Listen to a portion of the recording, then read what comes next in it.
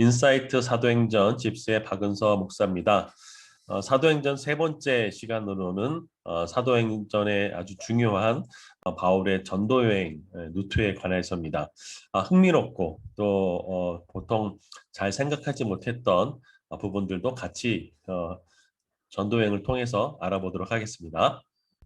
사도행전 1장 8절에 오직 성령이 너에게 임하시면 너희가 권능을 받고 예루살렘 그다음에 유대, 사마리아와 땅 끝까지 이르러 증인이 되리라라고 얘기하고 있습니다. 지리적으로 예루살렘, 그다음에 유대, 사마리아 땅 끝으로 사도행전을 지리적인 구조로 볼 수 있습니다. 1장부터 7장까지가 이제 예루살렘이라 해서 결국 증인이 되기를 원했기 때문에 예루살렘에서의 활동, 그다음에 유대와 사마리아에서의 예수 그리스도의 부활에 대한 증인, 그다음에 어, 노마로까지 가는 여정 속에서의 사도 바울의 1차, 2차, 3차 전도여행, 그리고 노마 여행까지 그 속에서 부활의 증인으로서의 사도 바울의 모습 이렇게 살펴볼 수 있습니다. 그럼 먼저 13장 이후에 있는 사도 바울의 1차 전도행을 살펴보도록 하겠습니다. 여기 보면 수리아, 여기서 안디옥이 수리아 안디옥도 있고 비시디아 안디옥이 있는 것을 알 수 있죠. 여기 이 지역이 이제 수리아 지역이고요. 여기가 이제 비시디아 지역입니다. 같은 지명의 안디옥이 있는데 구별하기 위해서 수리아 안디옥과 비시디아 안디옥으로 나누는 것을 알 수 있습니다. 사도 바울은 안디옥 교회에서 이제 파송을 성령님을 통해서 바나바와 함께 파송을 받게 되죠. 그래서 이제 살라미와 이제 바보에 걸쳐서 이 1차 전도행을 시작하게 됩니다. 그러면서 이제 2차 전도행 지역으로 바보에서 이제 버가로 들어가게 되고 버가에서 위에 있는 비시디아 안독으로 또 들어가게 되죠. 그런데 이때 이제 버가에서 바나바의 생질이고 조카였던 그 요한 마가 요한이 마가복음의 그 마가입니다. 그 요한이 이제 여기서 돌아가는 일이 벌어집니다. 이런 사건으로 인해서 나중에 2차 전도 여행 때 사도 바울은 바나바가 다시 마가 요한을 데리고 가려고 하자 이 일로 인해서 그가 정말 이렇게 역사의 무대 속에서 교회에서의 중심 인물로 쓰게 될 수 있었던 정말 중요한 동역자 바나바하고 크게 싸우는 일이 벌어지죠. 아마 바울의 사역의 일생 중에서 5점이라고 할 수 있는 일이 이때 벌어지는 것을 알 수 있습니다. 이렇게 BCD 안디옥에 이제 들어가게 되죠. 그래서 안디옥에 들어가서 바울이 이때 사도행전 13장 17절부터 41절에 보면 바울의 설교하는 모습이 나옵니다. 이 설교의 주제도 사실상 예수 그리스도가 부활하셨다. 우리는 그 일의 증인이다라는 것들을 알 수 있습니다. 사도행전 17장 29절, 13장 29절에 보면 성경의 글을 가리켜 기록한 말씀을 다 응하게 한 것이라 후에 나무에서 내려다가 무덤에 두었으나 하나님이 죽은 자 가운데서 그를 살리신지라. 갈릴리로부터 예루살렘에 함께 올라간 사람들에게 여러 날을 보이셨으니 그들이 이제 백성들 앞에서 그의 증인이라 라고 기록되어 있습니다. 또 34절에 보면 또 하나님께서 죽은 자 가운데서 어, 그를 일으키사 다시 썩음 당함을 당하지 않게 하실 것을 가르쳐 이르시되 내가 다윗에 기록하고 미쁜 은사를 너에게 주시리라 하였으며 라고 여기서도 바로 핵심적인 부분이 뭐냐면 예수 그리스도가 십자가에서 살리시고 부활하셨다라는 바울의 설교의 중요한 내용이라는 것들을 알 수 있습니다. 그리고 이고니아와 이제 누스드라까지 가죠.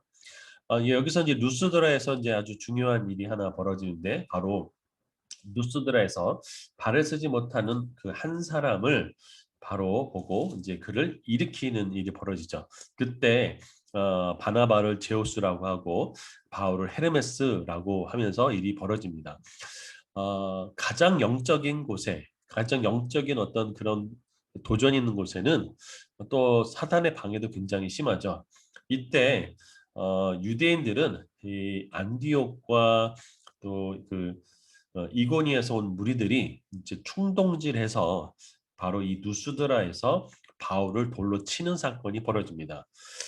그래서 여기 있는 사람들이 이제 바울을 죽은 줄 알고 이제 시외로 끌어내서 내치는 일이 벌어지는데 14장 20절에 보면 제자들이 이 바울의 시신이라고 생각되는 그 주위에 이제 둘렀을 때 갑자기 일어나는 일이 벌어지죠.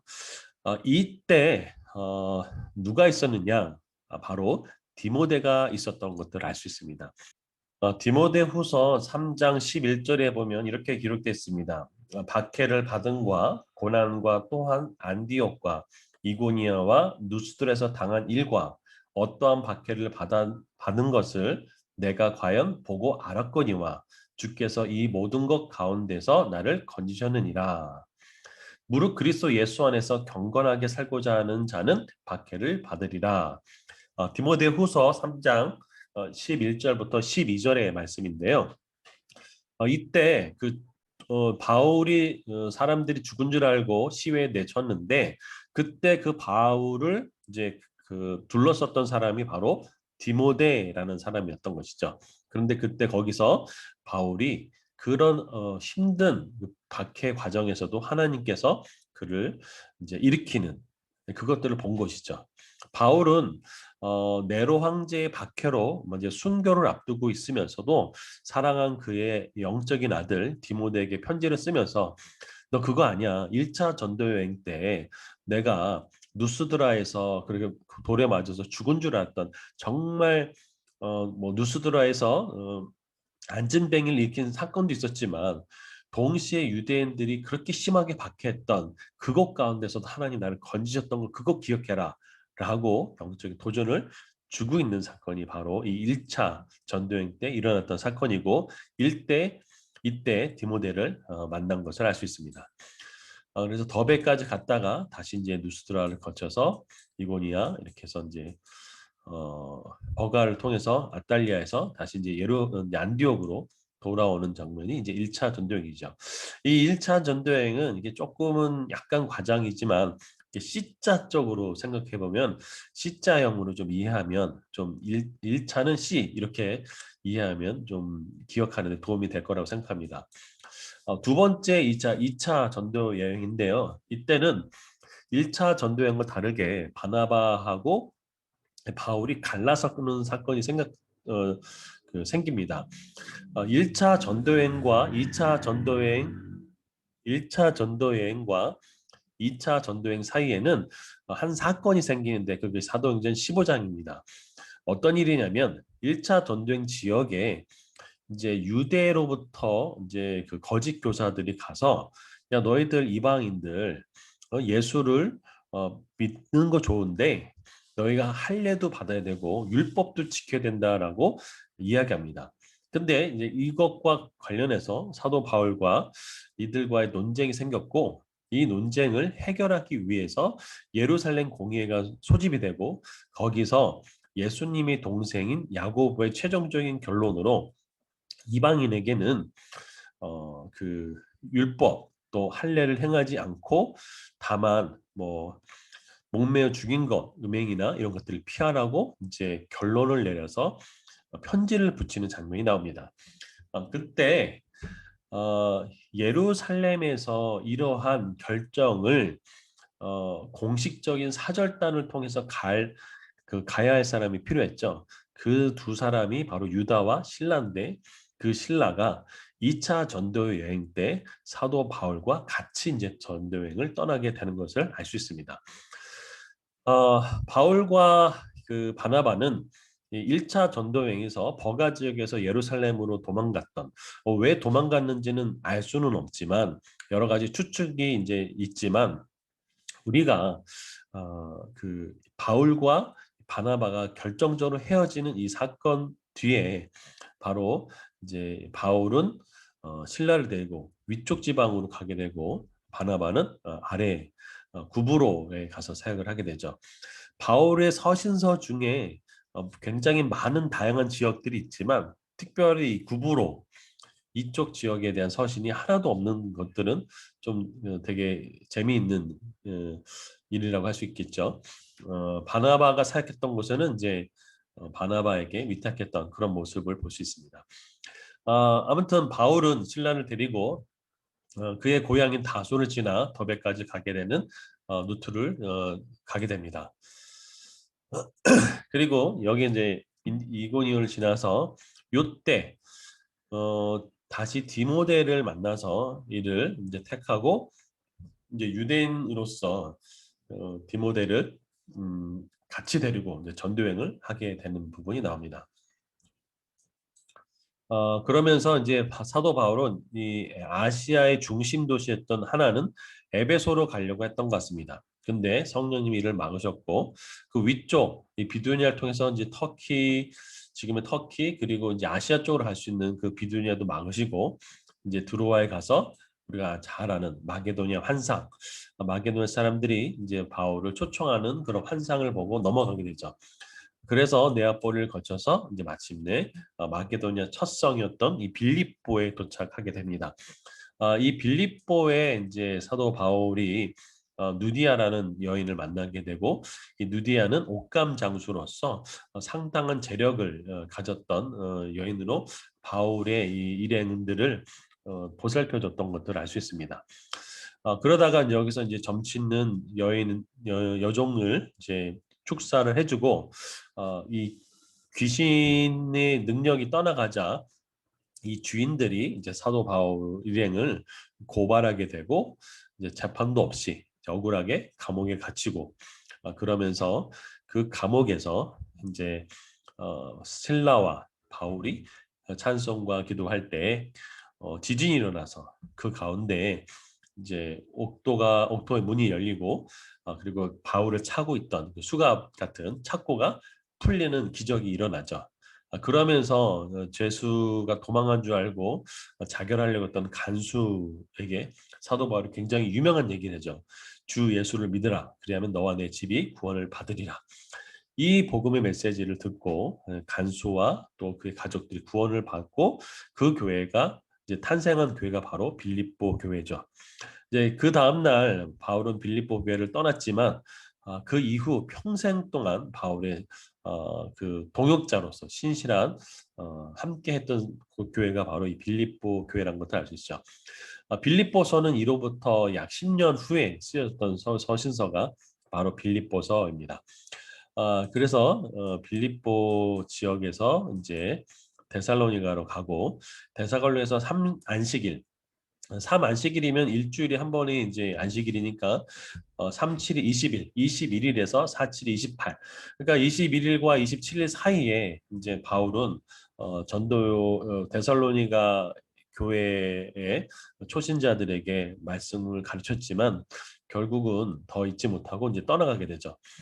이 데살로니가 교회는 거의 진짜 초신자들로 이루어진 교회였죠. 그래서 사도 바울은 적지 않게 걱정하게 되고 그래서 데살로니가 전설을 보면 너무 걱정돼서 디모데를 보내는 장면이 나오는 것들이 이제 여기 데살로니가 전서의 배경을 이해하는 데 도움이 될 거라 생각합니다. 그래서 이제 베레아까지 갔는데 베레아는 데살로니가와 다르게 아주 그 호의적이고 또 말씀을 정말 그런가 생각하고 있던 사람들인데 유대인들이 이 데살로니에 있던 유대인들이 이 베레아까지 쫓아와서 이제 사도 바울이 이제 야반도주하는 일이 벌어지죠. 그래서 여기 있던 아덴 이 아덴은 사도 바울이 또 그 가장 힘주어서 그러니까 수사학적으로 가장 뛰어난 설교가 이 아덴에서의 설교인데요. 근데 아쉽게도 이 아덴에서는 소수의 인원만 복음을 받아들인 일이 벌어집니다. 그리고 이제 사도 바울은 거기를 떠나서 이제 그 고린도에 오게 되고 고린도에서 이제 사역을 하다가 그다음에 갱그리아 그래서 이제 에베소에 잠시 들려서 2차 전도행을 이제 마무리하게 됩니다. 자, 2차 전도행을 이제 마무리하게 되고 이제 3차 전도행은 이제 바로 이제 누스라로 가는 아주 되게 짤막하게 나오는 부분이 있는데요. 여기서는 이제 바로 아시아 2차 전도행으로 바로 가지 못했던 그 아시아로 직접 가게 되고 여기서 2년 동안 두란노 소원에서 말씀을 강론하게 되죠. 요때 이제 사도 바울이 고린도 전서와 아까 2차 전도행에서 이제 고린도까지 갔었죠. 그때 고린도 전서, 그다음에 디모데를 먼저 보내서 이렇게 파견한 것들을 알 수 있습니다. 그런데 이때 이 바울의 복음 사역이 얼마나 강력했는지, 이 아데미 신전을 만드는, 신전에서 이 우상을 팔아서 생계를 꾸려가는 이 직공들이 데모를 하는 일이 벌어집니다. 그래서 이때 이 사도 바울은 여기서 이제 어, 이제 이제 고린도까지 다시 가게 되고, 그래서 고린도 지역을 방문하고 이제 나오죠. 그러면서 이제 돌아가면서 드로아로 갔다가 그렇죠. 그러면서 문제가 있었던 고린도 전서를 보내고 나서 문제가 있었던 그 교회, 분열의 문제도 있고 여러 가지 음행의 문제도 있었던, 그래서 고린도 전서를 읽어보면 고린도 교회가 어떤 문제가 있는지를 알 수 있죠. 거기를 방문했는데 그것이 좀 쉽지 않은 방문이었던 것을 이제 나중에 고린도 후서를 보면 알 수 있습니다. 그래서 원래 이 반대방으로 갈렸다가 문제가 있어서 이제 윗줄을 타고 이렇게 거꾸로 가는 바울의 모습이 보여지고요. 그리고 이제 이때 드로아에서 이제 그 말씀을 강론 중에 유두고라는 청년이 꾸벅꾸벅 졸다가 3층에서 떨어졌죠.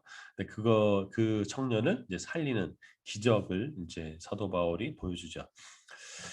그리고 나서 이제 그 에베소 장로들을 이 밀레도라는 지역에서 부릅니다. 그러면서 사도 바울의 에베소 장로들을 향한 그 고별의 설교, 그러면서 사도 바울이 장로들을 모아놓고 내 손을 봐라 하면서 그 바울이 탐하지 않고 또 고생하면서 또 자신의 생계를 그 일하면서 또 그리고 복음을 전했던 그 손을 보면서 에베소 장로들에게 그 양떼를 위해서 저 목자의 마음을 가지고 헌신하는 유명한 설교를 남기게 되죠.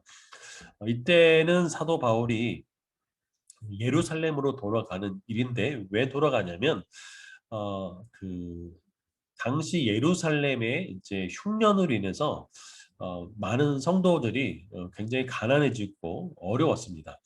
그래서 사도 바울은 이방인들에 있는 그 재정을 바로 예루살렘에 있는 가난한 그 그리스도인들에게, 유대인 그리스도인들에게 이제 전달해 주기를 원했죠.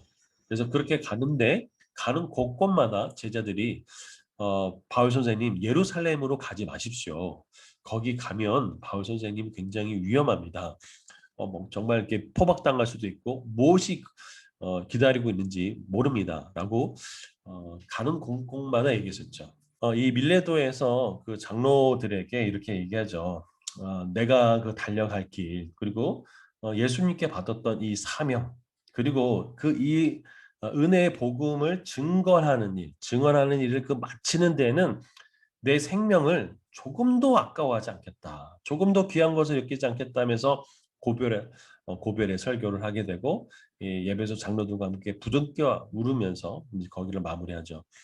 그리고 이제 실질적으로 이제 여기서 떠나서 이제 예루살렘으로 들어오게 되죠. 이렇게 사도 바울의 1차, 2차, 3차 전도 여행에 대해서 간단히 살펴보았습니다. 재미있으셨나요? 다음 시간에는요, 사도 바울이 이제 그 3차 전도여행을 마치고 예루살렘으로 가면서 예루살렘에서 자기가 순교할 수 있다는 것들을 잘 압니다. 그렇지만 아무런 대책 없이 가는 것이 아니라 아주 중요한 대책을 하나 마련하고 가는데, 그것이 로마서 15장에 나오는 바로 중보 기도를 요청하는 장면이 나옵니다. 세 가지 기도 제목이 나오는데 그 세 가지 기도 제목이 사도행전에서는 응답되는 것들이 알 수 있습니다. 이 세 가지 기도 제목이 무엇이고 또 그 세 가지 기도 제목이 어떻게 사도행전에서 응답됐는지, 그리고 그 기도의 응답대로 어떻게 사도 바울이 로마로까지 가겠는지 살펴보도록 하겠습니다. 여러분, 말씀으로 행복한 하루하루 되세요. 감사합니다.